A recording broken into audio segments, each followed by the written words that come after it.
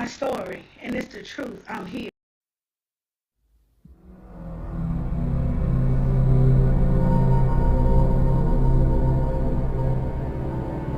Beneath the tranquil waters of Lake Lanier lies a haunting past, a story of a community that was wiped from the map, its history submerged in the name of progress. This is the story of Oscarville, Georgia, a once thriving African-American town that met a tragic fate. Oscarville was established in the late 19th century, a haven for African-American families seeking a place to call their own. Located in Forsyth County, Georgia, this community was built on the foundations of hard work, family, and faith. The people of Oscarville were farmers, craftsmen, and entrepreneurs, creating a prosperous and self-sustaining town. At its peak, Oscarville had a vibrant community, life with schools, churches, and businesses. It was a place where African Americans could live with a sense of dignity and purpose, despite the racial tensions that simmered in the South. But Oscarville's story took a dark turn in 1912. That year, Forsyth County became the epicenter of racial violence that would forever change the lives of Oscarville's residents. The catalyst was the accusation against 3 African American men for the assault and murder of a white woman named May Crow. The accusations led to a wave of terror. Rob Edwards was lynched by a mob before he could stand trial. Knox and Daniel were quickly executed. After conviction, the racial tension exploded into widespread violence against the entire African American population of Forsyth County. Over 1,000 African American residents were violently driven out of Forsyth County, including those in Oscarville. Their homes were burned, their lands seized, and their community destroyed. Oscarville was left a ghost town, its people scattered, and its history nearly erased. Decades later, in the 1950s, the U.S. Army Corps of Engineers initiated a project that would further bury Oscarville's tragic history. The federal government authorized the construction of Beaufort Dam, which would flood the Chattahoochee River Valley to create Lake Lanier, a reservoir aimed at providing water, hydroelectric power, and recreational opportunities for the growing region.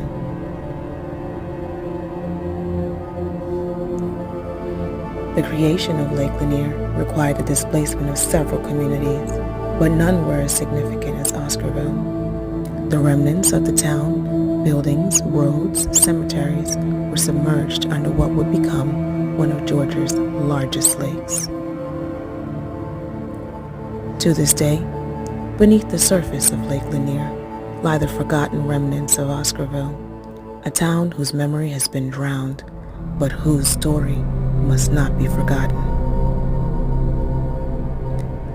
Lake Lanier, though beautiful, is often associated with mystery and tragedy.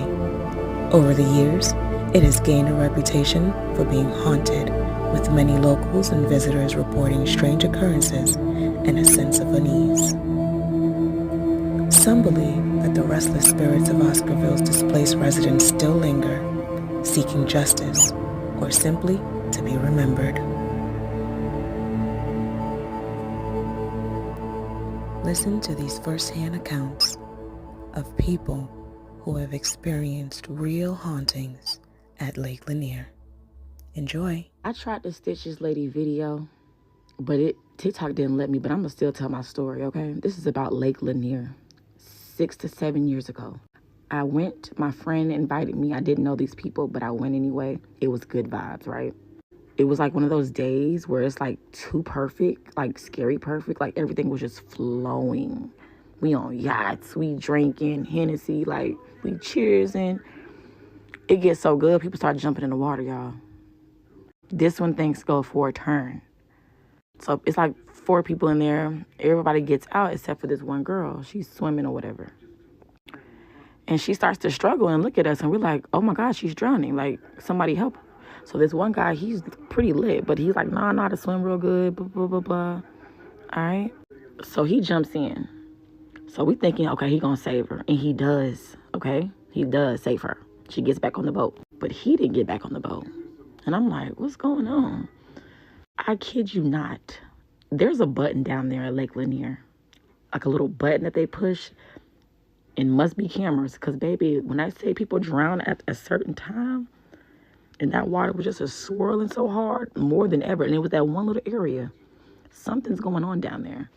So he's swimming. We throw him a donut. We like, come on, get back, get back. He's missing the donut because the water's so hard. It's swirling, literally like a tornado. Do you know this man did not come back up from the water? We call the police immediately. They come an hour and a half later. Are you crazy? That boy is way gone under the water. I don't know where that water took him, but he never came back up. His baby moms was there. His sister was there. That man was loved, and I never told that story because I always felt like it felt like a dream, and it felt like unreal. And I couldn't believe that I was there to see a man to watch someone go underwater and not come up. It's life-changing. I'm sorry, but I always felt differently about water ever since then. And I never told that story. I don't even know if I told my family that story because I think I did, but I didn't go into depth of how it made me feel. That shit right there, you gotta stay away from Lake Lanier. Like, for real. It's not for us. It's a setup. Have y'all seen the story of the 20-year-old who went missing on Lake Lanier and was found the next day swimming to shore? Let me show y'all what he looked like. And if you're not familiar with Lake Lanier, it's a lake in Georgia, and if you're from here, we don't fool with it. What I mean by we don't fool with it. There is a sunken city under this lake called Oscarville. A couple of people have documentaries coming out on it. Town full of black people at their own banks, farms, things of that nature. And it was flooded, and it's now Lake Lanier. Now, I want y'all to see the young man. He definitely fooled the ancestors with this fro. They was confused. They definitely floated him all the way to shore because of that fro. Even the look. He looked like he one of us. This man got a story to tell. Netflix, Tubi, all y'all get ready because we got to hear what happened. What did he see? What did he experience? This ain't never happened before. Brother, let us know. And I'm saying brother because he has to be. I know every news outlet want to hear what he got to say because I'm telling you, he has a story to tell. I've only shared my story with a couple people. And that's my story. And it's the truth. I'm here. Okay, so that was a clip from a TikTok that was just sent to me by my mom. And my mom said, take a look at it. She has a very similar story to your story. When you get a chance, go watch her story. Just to sum it up, her story is about being out on the water with friends, and one of the friends purposely flips over her floaty and she begins to drown. In addition to beginning to drown, the story is about how something happened to her that caused her not to drown. That's unexplainable. So she says she sees a black man. This is out in the middle of Lake Lanier. He stands up, picks her up, and carries her to the shore. And that's what saved her life. So y'all, I watched this video and I'm totally shaken up. Because just like the little clip I showed, how she's like, hey, I haven't told this story to anybody. I have one extremely similar. And the funny thing is, she's from Florida and is familiar with beaches, and I'm from Florida and I'm familiar with beaches. My story is a little similar. So when I was younger, I had a very good childhood friend whose family invited me to go to the beach with them. So y'all, this was like one of those holidays that would have been more like a Memorial Day weekend at the beach or like a 4th of July. Like it was something where there's tons of people like everywhere. And for those of you who know beaches, of course, it's extremely loud when you go during those holidays because of all the people, all the barbecuing, the cookouts, and the activities and things like that. So the friend that invited me with her family, which by the way, y'all, this wasn't just a friend, like they were literally hands down like family. Like I call her mama, auntie, everything. I've even lived with them before, right? So anyway, I go with them to the beach, and one of the things about me at the time was I wasn't an excellent swimmer. Like I loved the beach and I loved water, but I've never been an excellent swimmer. Y'all, I've taken swimming lessons so many times. It just, you know what I mean? It doesn't stick with me. But this friend was an excellent swimmer. So she asked me, did I want to get on my floaty and go out in the water with her? And I said yes. So we're going out, and I'm positioned in the floaty, completely on top of it. So on that donut floaty, if I were to knock over in deep water, that's it for me. So she's pushing me. And it was at this moment when I realized this wasn't a friend. This was an enemy, okay? She's pushing me, and all of a sudden she says, oops, guess that's it for me. I almost can't reach the bottom anymore. Bye. And gives the hardest push she can to push me out further, like into the ocean. Yeah, I floated so far into the ocean, like out in the ocean, that I remember not being able to hear any of the noise coming from the crowds on the shore. I was so far in the ocean, all I remember hearing was like birds and occasional, big boats in the distance. And of course, hearing a little bit of the water movement against my floaty. And I remember trying to decide, do I take a chance and try to put my body inside of this floaty donut thing? Because, if I do, then maybe I can paddle back. But I couldn't make a decision on it because I also knew if I didn't navigate it right, you know what I mean? I'm going to drown. So I floated. And then I remember getting to like this really, really big sign. And it was like, warning, do not go past this sign, severe undertow. And I was right up against, like, I remember reading it and thinking, oh, this is the end for me. You know what I mean? My mind was just like, I'm done. So just as I got ready to pass that, this voice came out of nowhere. And it was a voice of a woman. And she said, hey, what are you doing way out here? You're not supposed to be here. And you know how, like, I'm laying on the floaty, so I couldn't, turn around and look at her, but I knew someone was there. And I saw a hand grab my tube, my orange tube. And I got pulled by that hand all the way to the shore. Now I'm going to tell y'all, I didn't hear kicking of feet, like under the water. I didn't hear heavy breathing. I heard nothing beyond that voice. All I know is I was getting pulled to the shore. And when I got to the shore, by the time I like stood up to look for the woman to say thank you, or, maybe I was expecting her to ask me where my family was or whatever, gone.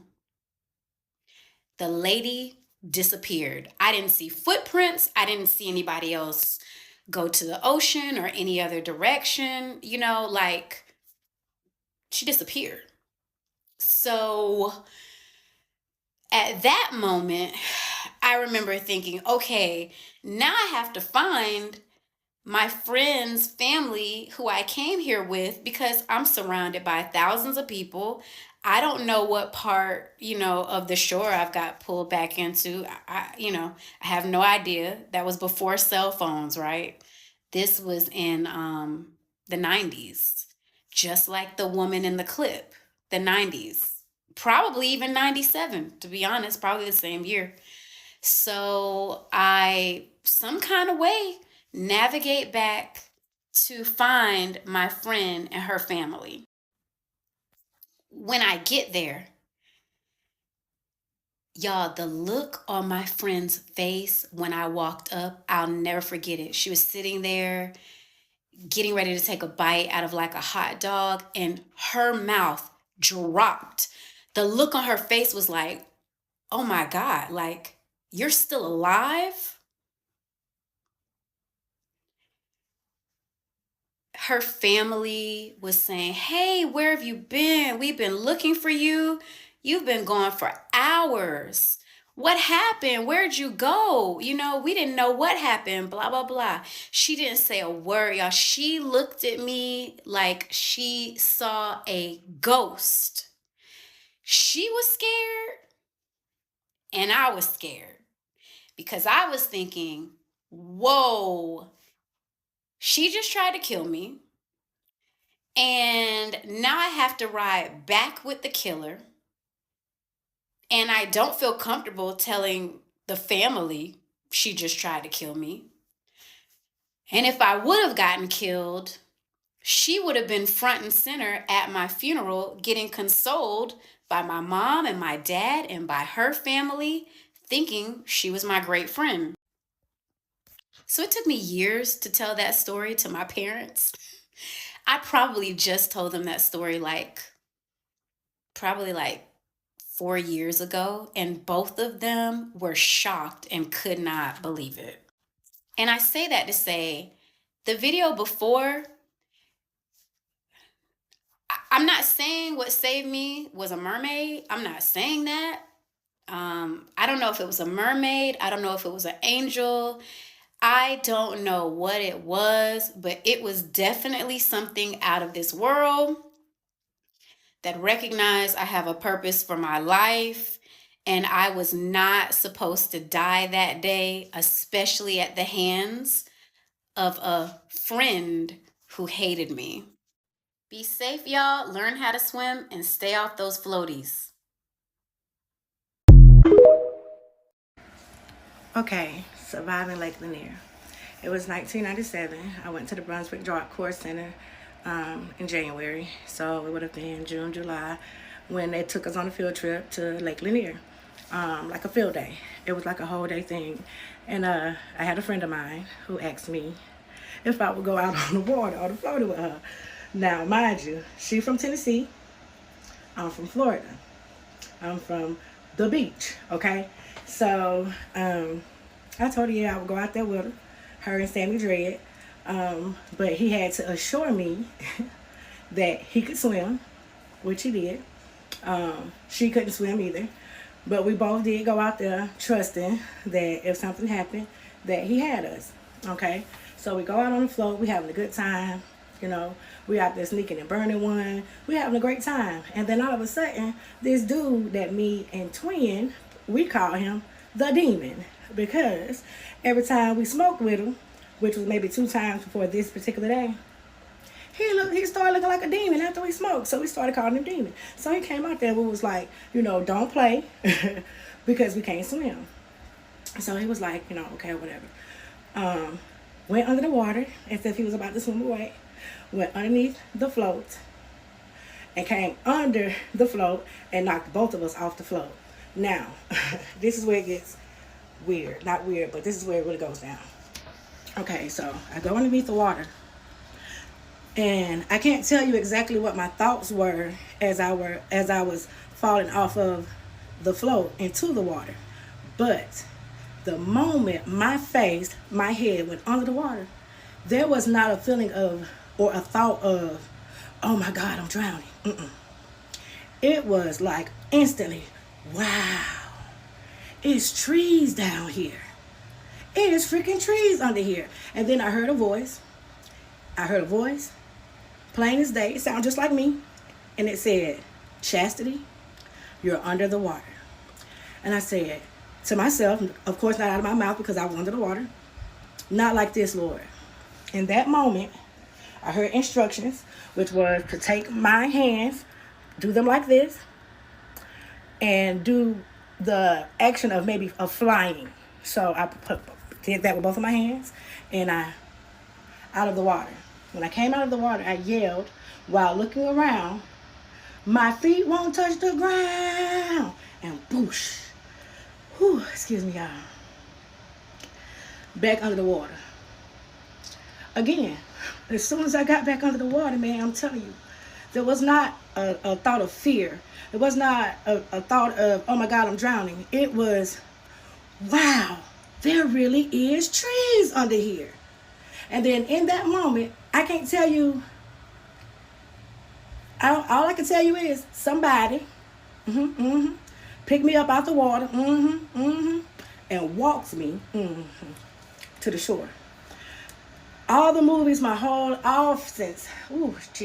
since 97 to now, every movie that I've seen, when somebody is drowning, the person that's saving them grabs them around, this area or something like that, and they swim with them to a safe place. That's not what happened.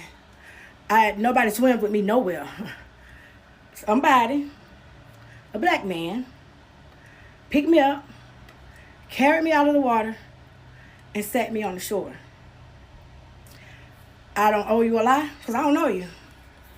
I've only shared my story with a couple people. And that's my story. And it's the truth. I'm here. And I pray that this video comes across twin. This chat, girl, is me from Job Code, your bestie. I pray to God that it come across Sammy Dredd because he was out there. Because he saved Twin, just in case y'all wondering what happened to Twin. He saved Twin. He was busy with Twin. I can't tell you exactly what happened because I was in the moments that I just described to you. But I know that Twin was okay because Twin was with him. You know what I'm saying? So I wish, I pray, I hope, whichever word makes you feel more comfortable, I manifest, whatever word makes you feel more comfortable, that they see this and then they can testify to what I'm saying. Nobody swam me out of the water. A black man carried me to the shore and sat me on the shore. And in that moment, I'm the reason why we had to stop the field trip, because all the fellas that was around, when I saw Demon, I said, that's him, he tried to drown me. Yeah. And they all got on his ass. His behind, his buttocks. Yeah. So we had to pack up and we had to go back. That was because of me. Anybody that was at Lake Lanier in 1997 that was in Brunswick Job Corps that remember the rumble on the side of the lake, you ain't gonna remember me drowning because you weren't out there. If by chance you was the person who got me to the shore, you ain't swim me there, stand up and say something. Because it's a real story, true to life. And I know you can feel it because it's the truth. Ain't no lie, ain't nothing I just said. So, hey, thank you for listening to me share a little piece of my life. If you want to hear more, I got so many stories to tell you of how God saved me. How the devil didn't got to get me. But I'm still here. Yup. Love y'all. Peace out.